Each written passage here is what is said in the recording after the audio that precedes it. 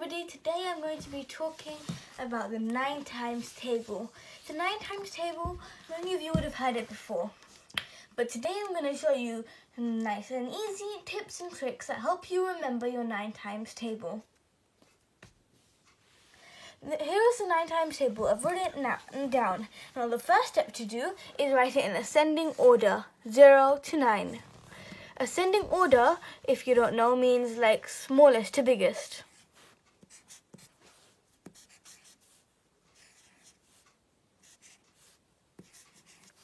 And then, after you've finished that, you need to do in descending order, which means biggest to smallest, 9 to 0.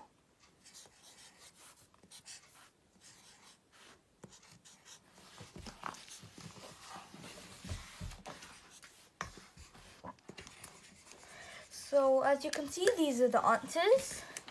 9 times 1 is 9. 9 times 2 is 18.